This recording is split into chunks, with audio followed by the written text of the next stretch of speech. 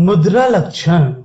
नारद जी बोले, अब मैं मुद्राओं का लक्षण सम्यक पूर्वक बता रहा हूँ।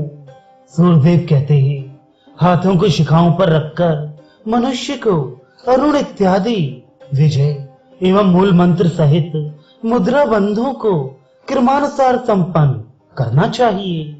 तर्जनी उंगलियों को थोड़ा थोड़ा मोड़ रखे और अंगूठे को सिर पर रखे और कनिष्ठिका उंगलियों को पृष्ठ लग्न करे, तो यही विश्वात्मा सूर्य के रथ की मुद्रा बताई गई है।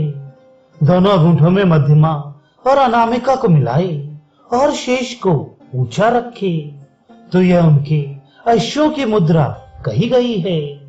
दाहिने और बाएं हाथ से सर्प के फन की तरह आकार बनाए तो वह चक्र की मुद्रा है। दोनों हाथों को पीठ से सटाए, कनिष्ठिका की गोदी से छुआए और अंगूठों को सीधा रखे, ये अरुण की मुद्रा बताई गई है। अरुण, इंद्र, रवि और त्वष्टा, इनकी मुद्राएं अलग अलग हैं। ये एक दूसरे से मिली ना हो। यम और सूर्य एक साथ संश्लिष्ट हो। त्वष्टा और अरुण यम के मूल में लगे हों तथा ऊर्ध्वगौर के विधाता से जुड़े हुए बुद्धिमान सूर्य हों। इस मुद्रा को अमृता कहते हैं। जब उंगलियां बांधी मुट्ठी में लगी हों और एक दूसरे के साथ तर्जनी में लगी हों, वरुण इत्यादि के प्रसंग में उंगलियां एक दूसरे से संलग्न ना हो, ऐसी स्थिति में नेत्रकृत मुद्रा कही जाती है।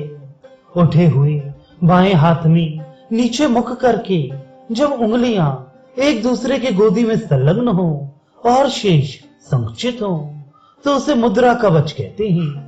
रवि और चंद्रमा के मूल से प्रारंभ करके ऊपर की ओर जब आगे की ओर झुकी हुई समस्त उंगलियों को छुए, तो उसे वसु मुद्रा कहा जाता है।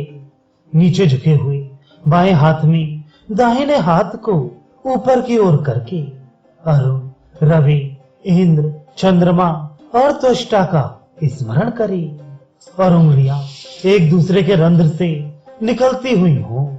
दाहिने हाथ का अंगूठा उठा हुआ हो तो उसे दंड मुद्रा कहते हैं। इसी का नाम खड्ग मुद्रा है।